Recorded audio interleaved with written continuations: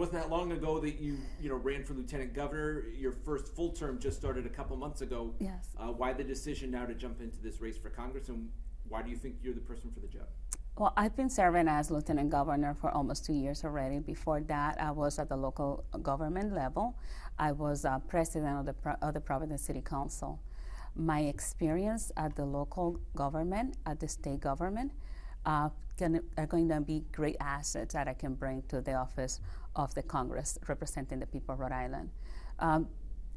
Actually, Congressman Cicilline represented Rhode Island so well. He was a strong voice for us and a strong voice in Washington, fighting for the things we care about and fighting for democracy.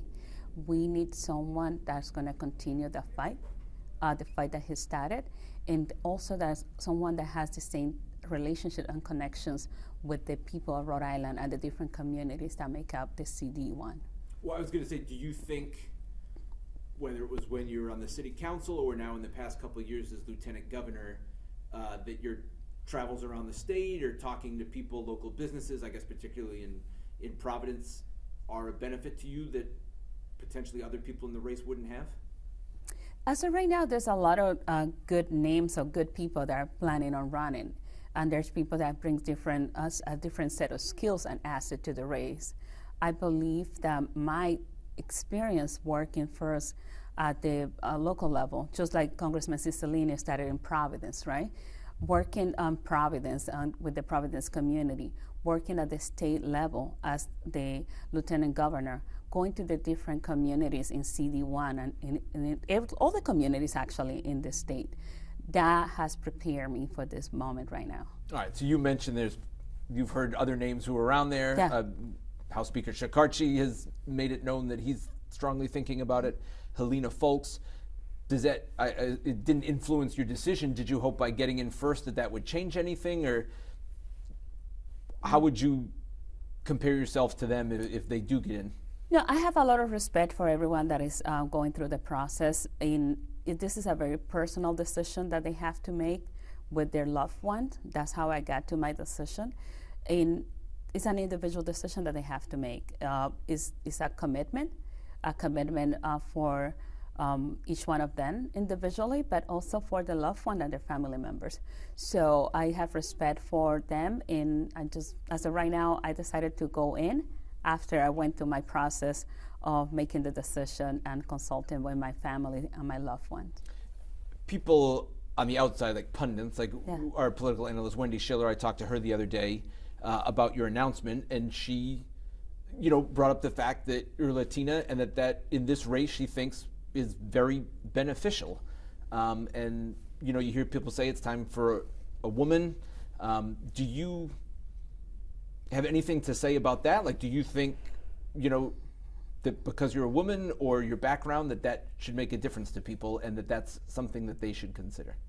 I believe that the reason that the voters are going to vote for someone is they're going to first feel that this person is going to have their best interests and they're going to represent them well. That's the first reason. Being a woman, that doesn't hurt. So I have to say that I'm pretty sure that voters may will love to see a woman in this position, but that's not the first decision. That's not the first factor that they use when they decide who they're going to vote for. Do you think you're connected to and tapped in, as we talked about, communities that maybe some of these other people aren't? That is going to be more important to the voters, to understand that someone that is going to be representing them in Washington and Congress has that connection, that knows their community, that have been there with them. And let me tell you, the people of CD1 know me and I know them. In terms of the race, and probably getting ahead of ourselves a little bit, I know we gave you a little heat for not doing our debate last year. Do you want to say anything about why you didn't do that? And are you committed to doing debates and all of the debates in this race? So first of all, I did debate last year. Unfortunately, we had a conflict and we couldn't have the timing that you were proposing didn't work out for us. We tried again for the generals. Unfortunately, it didn't. It was a little bit tough to get the dates. I did debate. I debated on TV. I debated on the radio. I'd had forums in which I had debates. So I did debate last year, and yes, I'm going to be debating also. So you'll commit to all the debates this time, no matter the schedule? If I'm not here, I cannot say I'm going to debate. But yes, I'm committed to doing as many debates as I can accommodate on my schedule. Yeah. You mentioned a number. Well, let me get to your announcement the other day, right? I know you said you're going to have a formal kickoff coming up. You kind of did like a selfie Yes. Announcement the other day. So we didn't see like a slick produced campaign thing. Was there a reason for that, or is that just kind of how you wanted to do it? So because you guys broke the news before I had a chance to share the news. So the week before, people were, the tweets went out, and then I was trying to connect with my supporters and let them know, people that had been supporting me for a long time. And I felt like I was running out of time, so I needed to get the word out there. So.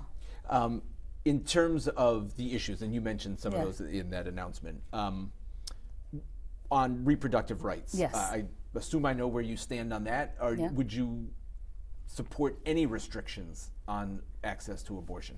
I believe that that's a decision that a woman has to make with her doctor.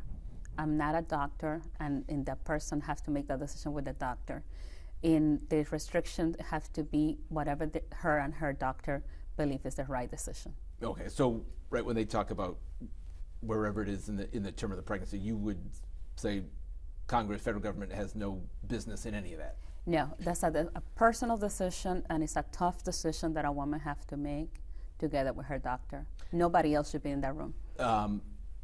You mentioned climate change. Do you Yes. think there are things that are not being done in Washington? Well, I know that now the Republicans are in control of the House, but what would your plan be, and what would you like to see happen? Like full Green New Deal kind of thing, or? What I can tell you in climate change is we have a lot of work to do still. When you look at what's happening in California, watching the weather in California and the consequences that is happening, that is just a reminder that we have to do more. Yes, I'm going to put together my platform, and you're going to get more details about that, but I have to tell you that that's going to be one of my priorities. You mentioned threats to democracy. Yes. What do you think about the people who are in control of the House right now? Well, I have concern that a lot of the people in control right now don't believe that January 6th was real and it was a real threat to democracy. And the experience that I bring of being an immigrant and tend to be more in tune with news from outside of the country, and the threat to democracy is a real thing. And sometimes we forget how fortunate we are, how lucky we are in this country for everything that we have, for the democracy that we enjoy, and we cannot take that for granted. We have to protect democracy. That's one of the things that I admire the most about Congressman David Cicilline. He has been a strong fighter for democracy in Washington. So if you win, you'd be in a Democratic minority, at least for a year. Yes. What do you make of that? I know Seth Magaziner is now in that position as well. Is that, obviously it'd be okay with you, but how would you view that role as kind of being in the minority and probably butting your head against the wall a lot? I'm going to be there to fight for the things that I believe are important, that the people of Rhode Island care about. I'm going to be a fighter for housing, for reproductive freedom, a fighter for gun safety legislations that protect our children. And being a minority, I had been in a similar situation already when I joined the Providence City Council. Although we were all Democrats, I was not part of leadership. I know how to work with leadership, even though if I'm not part of leadership. There is a process that you follow when you're working with whatever party is or team, if you want to call it, is in place. And I believe that just having respect for one another, having respect for the institution is the most important thing. There seems to be some debate in Washington on where we are with Ukraine, and should we keep sending them a significant amount of money, or does that need to stop? Where do you stand on that and supporting Ukraine? Do you think the path that the president on is correct, and that the United States should keep financially and militarily supporting Ukraine, or do you think at some point that needs to be cut off? I believe we have to support Ukraine in any way we can, because right now they are fighting for democracy. They're fighting for us. They're fighting for democracy around the world. We have to provide them any aid that they need, any support that they need, because they're fighting for us. Do you think Joe Biden should run for president again? Yes. So you think he should run again? He should run again. You would support him? Yes. As opposed to if another Democrat tried He to... has been doing an excellent job, and I will support him. Yes. One of the issues, I know it's a federal race, and just about everybody Yeah. who's talked about getting into this race has only run for statewide office before, and so Yeah. that's what's in their campaign accounts. I know you don't have a whole lot of money in your campaign Yeah. account, so you're starting from scratch, but as you mentioned, Speaker Sakarchi has a ton of money Yes. that he could move over like Seth Magaziner did or Cicilline did years ago. Mm-hmm. Does that concern you at all, where money kind of counts in these federal races and you got to be on TV and all that? I have to tell you, last year I raised enough to win, to be competitive. This year I'm planning on doing the same thing. I'm going to be raising enough money to win and to be a competitive and win. So I'm not concerned about that. My race is generating a lot of excitement and interest, and I'm confident that I will raise enough money to win. And just one other issue, and I know you've been asked about this before, going back Yeah. to the city council and the whole talk about defunding the police. Yes. And it seems like your position has either changed or been redefined, and that's kind of what Democrats get hit with in Washington. What is your position on how police should be funded? Okay. You don't believe in defunding the police? No, and I just want to clarify once again. I never supported defund the police. I've always has been in favor of reforming the police. That was my position when I was in the city council. I have been in favor of providing more resources to the police department. And one of the things that we did is to make sure that we allocated $200,000 for the GOLD team, which is part of the family services. It's a program that supports the police, have someone that goes together with the police to respond to any emergency, and to make sure that if there's a situation in which you need mental health or need other type of assistance, those are available right there to assist the police. You know what? The problem right now, we ask the police to do everything, to respond to everything, and we're not giving them the tools that they need in order to respond to. And so if you were in Washington, would your stand, if these issues come up, basically, would you be in favor of shifting federal resources more toward mental health or social services, even if it means less federal funding for police departments? And I know some people have criticized, the over-militarization of police departments as well. We do. It doesn't have to be either or. We can do both. We can support the police, and we can also support the resources like mental health resources and other type of community resources that are needed. Is there a particular issue that you think is going to be central in this race? It just, a few months ago in the fall in the federal races, it was a lot on abortion. Is there a central issue that you're focused on and that you think will tilt the balance here? Or do you think it comes down to who the candidate is? I think it's going to be come down to the candidate. All Democrats are thinking about running. It's going to come down to the candidates that have the connections with the communities, that the people and the people of the CD1 feel that they know this individual, that this person is going to represent their interests well in DC. The issues that I care about since the beginning of my public life have been housing. That's going to continue to be. Now I'm taking the fight to Washington about housing. The woman's right to choose, to me, is a decision should be made between her and her doctor. Gun safety laws, to make sure that our children are not afraid about going to school thinking that something is going to happen. So those are the priorities, but there's so many other things that I care about. Since my early beginning at the local government, I have been a strong supporter of a small business. So I'm going to make sure that I continue that fight also in Washington. So you just mentioned assault weapons and safety. I assume you support an assault weapons ban on the federal level. That's right. You would support I do. that. Anything else in terms of that seems to be the big argument, both at the state level and the federal level now. I can tell you, so right now that's my number one priority, but there will be more to come when I have my formal announcement. And just finally, you have a job now. You're the lieutenant governor. Again, you just won a term there. Yes. This being an off-year election, a surprise election. Yeah. And I assume any other person who's in office right now is in the same position. Is it kind of like a no-lose proposition for you? If you run, if you win, you go to Congress. If you don't, you still have the job that you had. Is that part of the calculation here in terms of this being an opportunity? And again, that's not just, I mean, you're in a situation that other people would be in too. No, I have to tell you, I was approached last year to run for Congress, and at that moment it was not the right timing. I believe I was working hard with the governor to ensure that the state of Rhode Island comes out of the pandemic.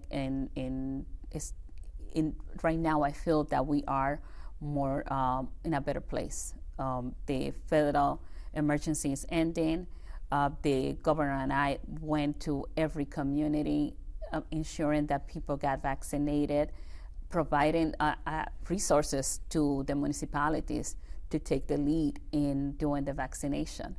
So last year was not the right timing for me. We didn't know that Congressman Cicilline was leaving, right? So this is a surprise for everyone. So now is when the seat is going to be available. And you mentioned that the emergency is ending. The governor's caught some criticism from people because he keeps extending the emergency declaration. Are you saying it should be over, or do you agree with him? Well, right now the federal is ending by May, so we have to follow that. Would you assume, okay, so you assume that the governor will just follow that through May and then be done? The federal, yes, he's going to follow the federal. That's what I'm expecting. That he'll be done and he won't renew it past May? I believe he's going to follow the federal's ending in May. Yeah. I had one other question, but now I can't remember what it was. Okay. Do you have anything else you want to add? No, thank you for this opportunity, and thank you for this opportunity to speak to the voters of the state of Rhode Island and to the voters of CD1 to let them know that I'm going to work really hard to earn their support and their vote. Actually, I do remember what it was. Okay. So, because you also mentioned that you had been approached about running last year. I assume that would have been in CD2, where you live. Yes. I know it's a stone's throw away from CD1. Yes. So you're committed, I understand, to moving to the first district? Yes, this is a family decision. We are committed to moving to CD1. And would that happen before the election, do you think, or if you win? I don't have a timeline for that. This is a family, involve all of us in the family. But we are committed to moving, but we don't have a timeline. Hi, everyone. It's Patrice Wood from NBC 10. Thanks for checking out the NBC 10 WJAR YouTube channel. Click the links on your screen for more stories from across Southern New England. And don't forget, hit the subscribe button below and get notified anytime we post an update on YouTube. As always, thank you for turning to 10.